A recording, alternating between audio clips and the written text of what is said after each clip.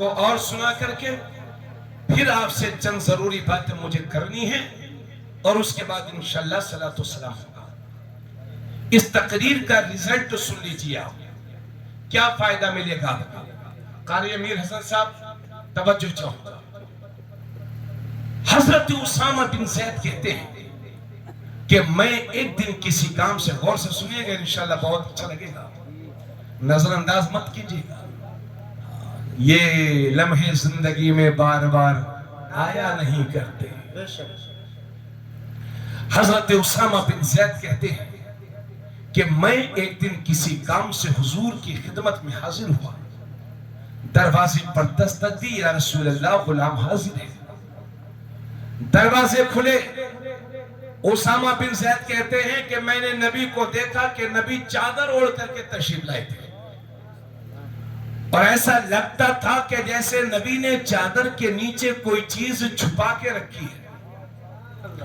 اسامہ بن زید کہتے ہیں کہ جب تک میں اپنے کام میں رہا میں نے کچھ نہیں عرض کیا، لیکن جب میں اپنے کام سے فارغ ہو گیا تو میں نے حضور سے عرض کیا، یا رسول اللہ یہ آپ کے پہلوؤں میں کیا ہے، چادر کے نیچے کیا ہے؟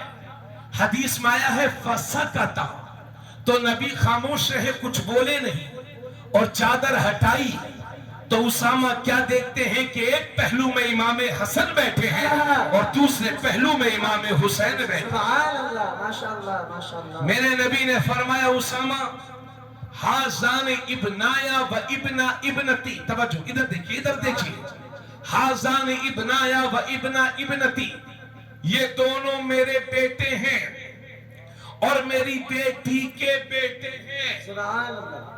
یعنی میرے بیٹے بھی ہیں اور میرے نواسے بھی ہیں، کیونکہ میرے نبی نے ایک جگہ فرمایا تھا کہ سارے نبیوں کی ذریت اللہ نے ان کی پشت میں رکھی اور میری ذریت علی بن ابی طالب کی پشت میں رکھی۔ بے شک بے شک۔ دنیا میں سارے لوگوں کا خاندان اس کے لڑکے سے چلتا ہے، لیکن میرے نبی کا خاندان میرے نبی کی بیٹی سیدہ فاطمہ زہرا سے چلا ہے، اس لیے میرے نبی نے فرمایا یہ دونوں میرے بیٹے بھی ہیں اور میرے نواسے بھی ہیں۔ اس کے بعد دونوں پہلوؤں میں میرے نبی نے امام حسن حسین کو لیا اور پھر میرے نبی دعا کرتے ہیں، اللہم انی احبہما فاحبہما واحب من یحبہما، اے اللہ میں ان دونوں سے محبت کرتا ہوں، تو بھی ان دونوں سے محبت فرما، اور جو ان دونوں سے محبت کرے میرے مالک تو اس سے بھی محبت فرما، اس سے بھی پیار فرما۔ اے رات کی تاریکی میں بیٹھنے والوں، کھلے آسمان کے نیچے بیٹھ کر کے محفل حسین سننے والوں، اگر یہ محبت سچی ہے اور بالیقین سچی ہے تو مبارک ہو۔ اگر آپ حسن حسین سے محبت کرتے ہیں تو بدلے میں میرا رب آپ سب سے محبت فرماتا ہے۔ واہ واہ واہ واہ، سبحان اللہ سبحان اللہ، ماشاءاللہ، زندہ باد زندہ باد، ماشاءاللہ۔ اللہ اس مجلس کو سجانے والے بچوں کی عمر میں برکت دے۔ آمین آمین آمین۔ آقا کریم صلی اللہ علیہ وسلم فرماتے ہیں، جو شخص، یہ میں نے ایک حدیث میں پڑھا تھا، جو شخص یہ چاہتا ہے کہ اس کی عمر میں برکت ہو اور قیامت کے دن جب وہ آئے تو اس کا چہرہ کھلا ہوا روشن ہو، تو حضور فرماتے ہیں جو شخص یہ چاہتا ہے اسے چاہیے کہ اہل بیت سے محبت کیا کرے، اہل بیت سے محبت کرے گا تو اس کے روزی میں بھی اضافہ ہوگا، اس کی عمر میں بھی برکت ہوگی، اور قیامت کے دن جب لوگوں کے چہرے کالے پڑے ہوں گے اس محب اہل بیت کا چہرہ کھلا ہوا ہوگا۔ اس لیے لوگوں، حسن حسین کی محبت ہمارے ایمان کا حصہ ہے، لیکن یہیں پر روک کر کے میں آپ سے آگے بڑھ رہا ہوں۔ آپ سب جانتے ہیں ظلم و زیادتی کے ہاتھوں وہ شہید کیے گئے۔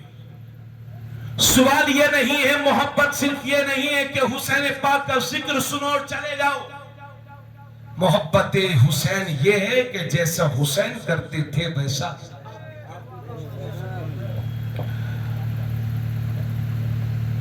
محرم کی نبی رات میں رات بھر اہل بیت نے عبادت کی، 71 لوگوں نے جام شہادت نوش کر لیا، 3 دن کے بھوکے پیاسے حسین ہیں، آخری وقت ہے، زخموں سے چور ہے، यजीदियों से फरमा रहे हैं कि एक सजदा करने का मौका दे दो। अल्लाह अकबर। भूल गए हुसैन के उस सजदे को कि जिसके सजदों पर हमारी पूरी नस्ल के सजदे कुर्बान हो।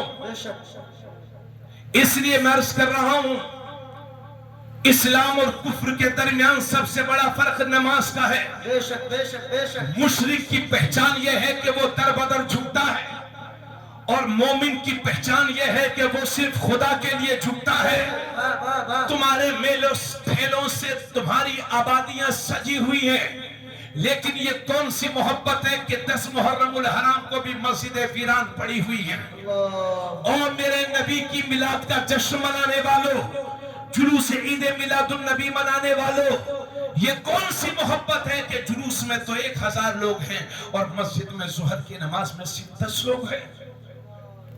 ये मोहब्बत सच्ची नहीं है।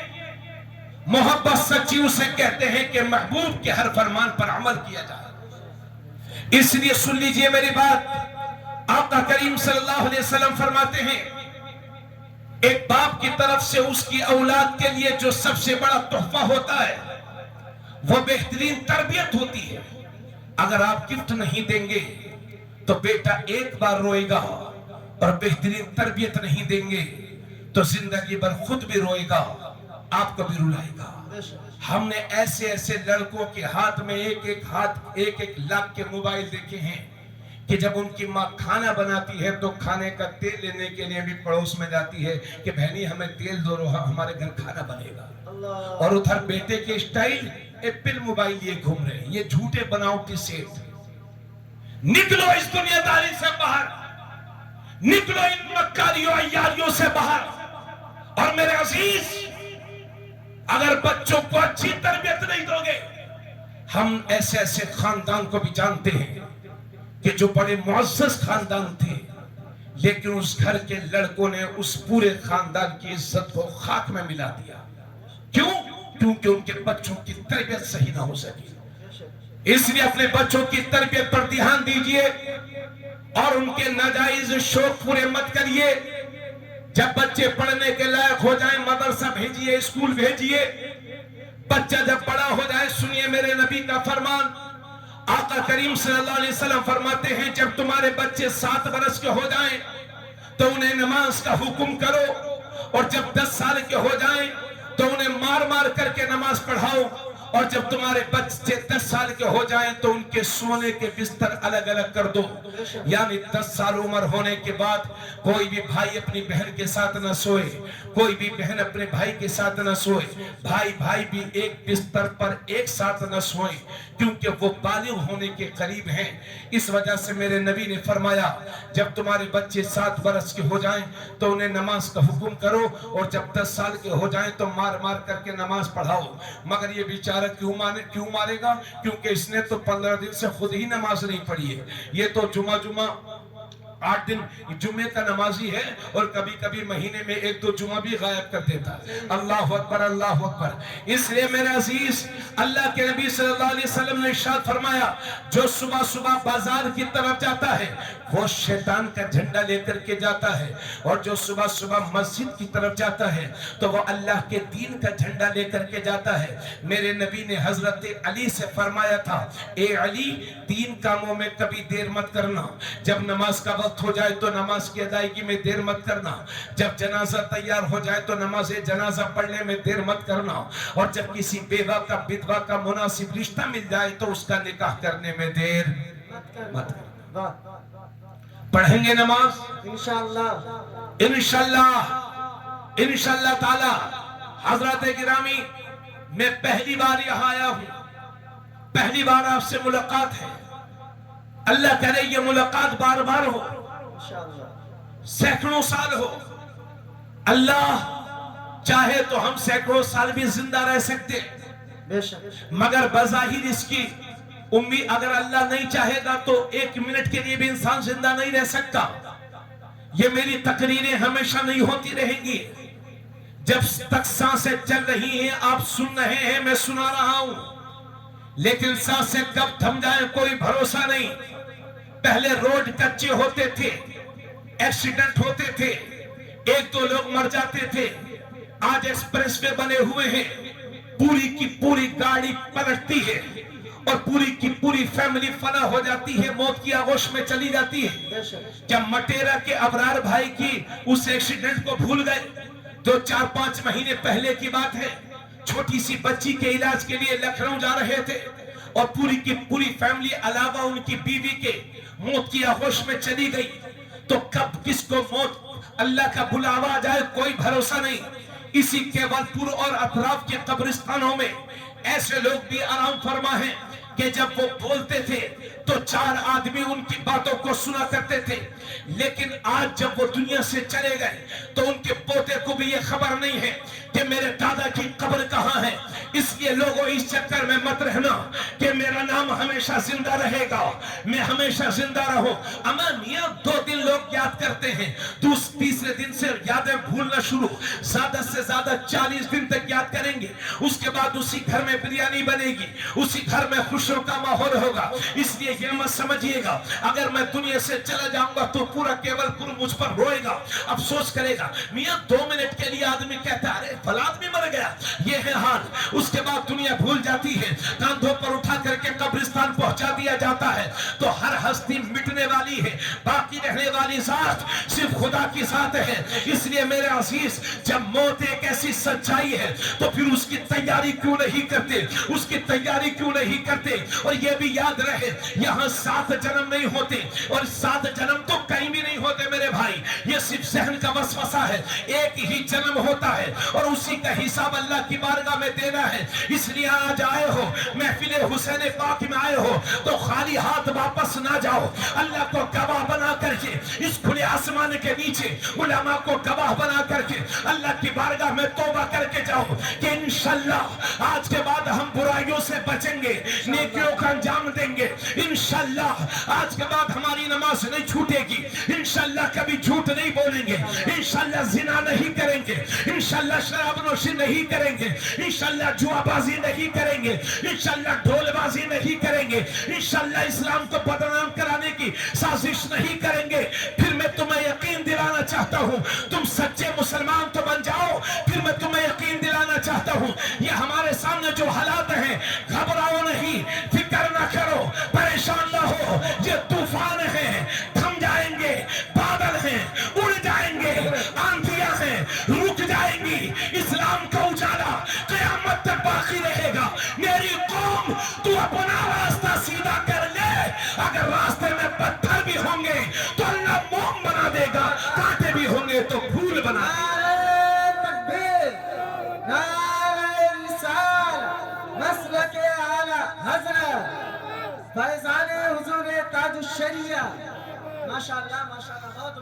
तकरीबन 1.5 घंटे से ज्यादा हो गया मुझे बोलते हुए। अल्लाह आपको सलामत रखे, आमीन। और एक मेरी बात और याद रखिए, मुसलमानों के घरों में इस वक्त जो बेपर्दगी हो रही है, अल्लाह की पनाह। इधर देखिए, जो बेपर्दगी हो रही है मुसलमानों के घरों में, अल्लाह की पनाह। शादी ब्याह के नाम पर जो नंगे नाच हो रहे हैं, जिस निकाह को इस्लाम ने निहायत आसान बनाया था, आज हमारी कौम के लोगों ने अपनी कौम के लिए सबसे बड़ा बोझ बना लिया। अगर शादी है, रात भर डीजे बज रहा है, रात भर पटाखे फोड़े जा रहे हैं, और अगर इमाम साहब कहें कि जो डीजे बजाएगा उसका निकाह नहीं पढ़ाऊंगा, तो ये उल्टी खोपड़ी के पागल लोग इमाम ही के दुश्मन बन जाते हैं। मेरे अजीज, हमें अपने मुआशरे में सुधार करना होगा, और मुआशरे में सुधार सिर्फ उलमा की जिम्मेदारी नहीं है, आपकी भी जिम्मेदारी है। इधर देख लो यार, बात खत्म कर रहा हूं मेरे अजीज। इसलिए मैं आपसे अर्ज करूंगा कि अपनी बहन बेटियों को पर्दे की ताकीद करो। सिर्फ फातिमा नाम रखने से काम नहीं चलेगा। फातिमा वो है कि जब कभी मेरे नबी के पास हजरत सैयदा फातिमा तशरीफ लाती तो मेरे नबी उठ करके खड़े हो जाते थे और अपनी जगह पर हजरत सैयदा फातिमा को बिठाया करते थे, है ना। और जब कभी भी मेरे नबी बाहर तशरीफ ले जाते तो सारे लोगों से मुलाकात करने के बाद आखिर में हजरत फातिमा से जरूर मुलाकात करते। اور جب باہر سے آتے تو سب سے پہلے حضرت فاطمہ سے ملاقات کرتے ہیں. سبحان اللہ. وہ فاطمہ کہ جب پل صراط سے گزریں گی تو باطن عرش سے ندا آئے گی, محشر والوں گردنوں کو جھکا لو, اس لیے کہ 70,000 حوروں کے جھرمٹ میں سیدہ فاطمہ زہرا کا گزر ہونے والا. سبحان اللہ. سن لے میری بہن, وہ فاطمہ کہ جب ان کی موت کا وقت قریب آیا تو سیدہ فاطمہ زہرا نے وصیت کی تھی کہ لوگوں میرے جنازے کو دن میں نہ اٹھانا, میرے جنازے کو رات میں اٹھانا, کہیں ایسا نہ ہو میرا جنازہ دن میں اٹھے تو کسی اجنبی کی نظر میرے جنازے پر پڑ جائے. وہ فاطمہ, حدیث میں پڑھا گیا ہے کہ سیدہ فاطمہ زہرا کی چادر کے پلو کو بھی کبھی آسمان کے سورج اور چاند نے نہیں دیکھا تھا. اعلیٰ حضرت کہتے ہیں جس کا آنچل نہ دیکھا مہو مہر نے, اس ردائے نزاہت پہ لاکھوں سلام. وہ فاطمہ, اس لیے صرف فاطمہ نام رکھنے سے کام نہیں چلے گا, اپنی گھروں کی عورتوں کو سیدہ فاطمہ زہرا کی کنیز بناؤ. اور اے میری بہن, عزت سیدہ فاطمہ زہرا کا واسطہ تمہیں دوں گا. فاطمہ وہ ہیں کہ خود اپنے ہاتھ سے اپنا کام کرتی تھی, اپنے گھر کا کام خود اپنے ہاتھ سے کرتی تھی. جب کبھی مال غنیمت میں کنیزیں آتی تھی تو میرے نبی اوروں کو بانٹ دیا کرتے تھے, اور جب فاطمہ دکھایا کرتی تھی یا رسول اللہ میرے ہاتھ دیکھیے, تو اللہ کے نبی وظیفہ بتا دیا کرتے تھے, وہی وظیفہ جو آپ عصر کی نماز میں پڑھتے ہو. سبحان اللہ 33 بار, الحمدللہ 33 بار, اور 34 بار اللہ اکبر. یہ وہی وظیفہ ہے جو تھکاوٹ کو دور کیا کرتا ہے. حضرت فاطمہ کو وظیفہ بتایا, چکی چلاتے چلاتے ہاتھوں میں زخم پڑ جاتے تھے, لیکن فاطمہ اپنے ہاتھ سے اپنے گھر کی صفائی کرتی تھی, اپنے بچوں کا خیال رکھتی تھی. اس لیے میں کہنا چاہوں گا, ابھی ہو کیا رہا ہے, ابھی ہم نے ادھر دیکھیے, ابھی پچھلے ابھی یہ رمضان شریف جو گزرا ہے, وہ میرٹھ کی ایک لڑکی تھی مسکان, جس نے اپنے پریمی سے مل کر کے اپنے شوہر کی ہتیا کر دی, اور اس کے جسم کے ٹکڑے کرنے کے بعد اسے ڈرام میں مسالہ لگا کر کے پیک کر دیا. آپ نے سنا ہے نا, اس کے بعد سے شوہروں کی ہتیا کی باڑھ آ گئی ہے. آئے دن اخبار میں پڑھو, اتر دیوریا میں شوہر نے بیوی نے اپنے عاشق کا قتل کرا دیا. ابھی 1 مہینے پہلے ایک سونم نام کی ایک لڑکی تھی, اس نے چند دنوں کے بعد ہی اپنے اچھے خاصے شوہر کو قتل کروا دیا. کتنے حادثے ہو رہے ہیں, اور اللہ کا شکر ہے اس طرح کے حادثے مسلمانوں میں کم ہو رہے ہیں اور غیر مسلموں میں زیادہ ہو رہے ہیں. میری بہن, اپنے شوہر سے کبھی بغاوت مت کرنا, وہ گھر برباد ہو جاتے ہیں جس گھر میں کسی تیسرے شخص کی انٹری ہوتی ہے. اس لیے آپ سے یہ بھی کہنا چاہوں گا, اگر دوستی کرتے ہو تو گھر کے باہر کرو. اگر تمہارا دوست اب تمہارے گھر آتا ہے تو اپنی بیوی بچوں کے پاس نہ بٹھاؤ. اگر گھر میں بیٹھک ہے تو بیٹھک میں بٹھائیے, ورنہ گھر کے باہر لائیے. کتنے لوگوں کے گھر برباد ہو گئے. وہ کیا, بہرائچ کے ایک وکیل صاحب تھے کہ 2 حافظ جی لوگ ٹیوشن پڑھانے جاتے تھے, ایسے حافظوں سے اللہ بچائے. ٹیوشن پڑھاتے ایک دن وہ آیا کہ اس کے شوہر کا وکیل کہیں مرڈر کر دیا. یہ تو ابھی 2 سال پہلے کی بات ہے نا. میری بہن, اس طرح کے حادثوں سے تو متاثر مت ہونا. جس نبی کا تو نے کلمہ پڑھا ہے, وہ نبی فرماتے ہیں اگر اللہ کے سوا کسی کو سجدہ کرنا جائز ہوتا تو میں ان عورتوں کو حکم دیتا کہ اپنے شوہروں کو سجدہ کرو, مگر اللہ کے سوا کسی کو سجدہ کرنا تو جائز نہیں ہے. مگر اس سے پتہ چلتا ہے کہ اسلام میں شوہر کی فرما برداری کتنی زیادہ ضروری ہے. اور حضرات, اسلام نے جہاں شوہر کے حقوق بیان کیے ہیں, وہاں عورتوں کے بھی حقوق بیان کیے ہیں. ایک صحابی حاضر ہوئے اور عرض کرتے ہیں, یا رسول اللہ, ہماری بیویوں کا حق ہم پر کیا ہے؟ ادھر دیکھیے, ہماری بیویوں کا حق ہم پر کیا ہے؟ تو اللہ کے نبی نے فرمایا, تمہاری بیویوں کا حق تم پر یہ ہے کہ جیسا تم کھاؤ ویسا انہیں کھلاؤ, جیسا تم پہنو ویسا انہیں پہناؤ, اور اگر کسی شرعی ضرورت کے تحت مارنا پڑ جائے تو حضور فرماتے ہیں اپنی بیوی کے چہرے پر نہ مارو، اسے گالی نہ دو، اور گھر کے سوا اسے کہیں تنہا چھوڑ کر کے مت جاؤ۔ یہ میرے نبی کی پاکیزہ تعلیم ہے۔ اور لوگوں، اپنی بیویوں کا خیال رکھو، ان کی عزت کا خیال رکھو، کبھی کبھی ان کی سن بھی لیا کرو۔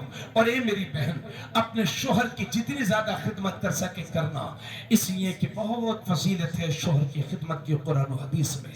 بات میری پوری ہو گئی، آپ حضرات نے میری بات سن لی۔ آخر میں بس یہ ہاتھ پھیلا کر کے آپ کو اللہ کا واسطہ دوں گا، علم کی بھیک طلب کروں گا۔ آپ کے گاؤں کا مدرسہ میں نے باہر سے دیکھا ہے، مجھے پسند آیا۔ قاری محمد آصف صاحب جو ہمارے بڑے عزیز ہیں، مجھ سے اس مدرسے کا ذکر انہوں نے کئی بار کیا، اچھا لگا۔ مدرسے کو تن من دھن سے اس کے لیے لگو، ہے نا، جو قانونی اڑچنیں ہیں انہیں پورا کرو، ختم کرو، اور قانون کی روشنی میں اپنے بلڈنگیں بھی بناؤ۔ خیال رکھو اور پریشان نہ ہو۔ اگر تالا لگ گیا ہے، آپ تیار ہو جاؤ، انشاءاللہ جس چابی سے تالا بند ہوا ہے اسی چابی سے انشاءاللہ تالا کھلے گا بھی۔ جب تک بھارت کی دھرتی پر کلمہ پڑھنے والے زندہ رہیں گے، انشاءاللہ تمہارے مدرسوں کو کوئی مٹا نہیں سکتا۔ یہ وقتی ہوا ہے، انشاءاللہ ختم ہو جائے گی، مایوس نہ ہو۔ البتہ اتنا کہنا چاہوں گا، اگر رمضان شریف میں 2000 کے کپڑے اپنے لیے بناتے ہو اور 5000 کے کپڑے بچوں کے لیے بناتے ہو، تو کپڑا ہی سمجھ کے 2-3 ہزار روپے مدرسے کو دیا کرو۔ اگر 500 دیتے ہو تو 1000 دو، 1000 دیتے ہو تو 2000 دو، 2000 دیتے ہو تو 5000 دو۔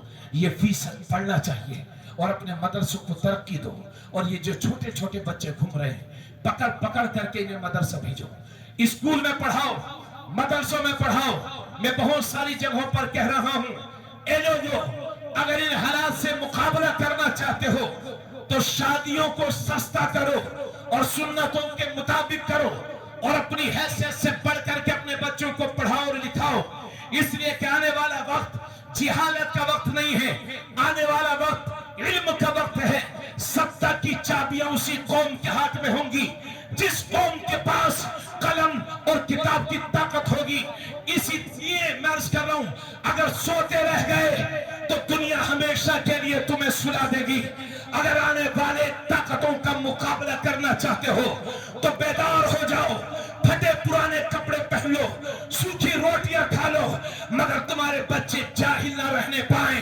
اپنی حیثیت سے پڑھ کر کے اپنے بچوں کو پڑھاؤ اور لکھاؤ، اسکولوں میں بھیجو، یونیورسٹیوں میں بھیجو، مگر یہ بھی یاد رکھو کہ دنیا کی ساری یونیورسٹیز، دنیا کے سارے کالجز، دنیا کے سارے اسکولز یہ ڈگری ہولڈر بناتے ہیں اور قرآن بہترین انسان بناتا ہے۔ اس لیے سب کچھ پڑھائیے، مگر اپنے بچوں کو قرآن ضرور پڑھائیے۔ اگر اس گاؤں میں ناچ گانا ہوتا ہو شادیوں کے موقع پر، مجھے امید ہے یہ تولیہ پھیلا کر کے آج امام پاک کی محفل میں بھیک مانگتا ہوں امام حسین کے نام سے، خدا را باز آ جاؤ، تمہارے یہ ناچنے کا وقت نہیں ہے۔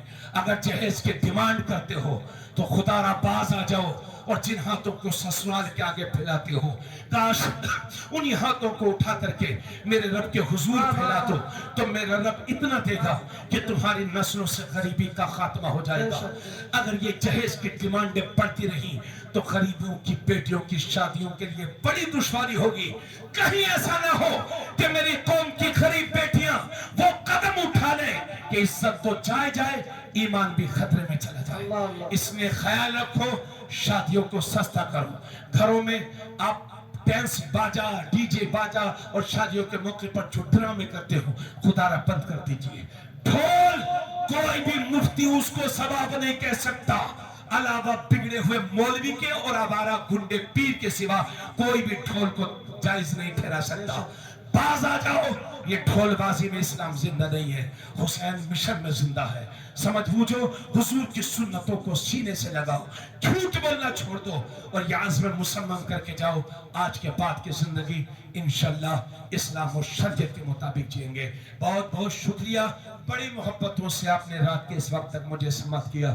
پوری بستی کا میں شکریہ ادا کرتا ہوں۔ میں زیادہ دور نہیں، نانپارہ میں پڑھاتا ہوں، میرے گھر تو بری شیخ کے آگے ہے، لیکن پڑھاتا نہ پا رہا ہوں. میرے لائق جو بھی خدمت ہو ہمیشہ آپ کی خدمت کے لیے حاضر ہوں. آپ میرے چھوٹے بھائی ہیں مگر امید کروں گا کہ انشاءاللہ سدھار ہوگا. وما علینا الا البلاغ. السلام علیکم.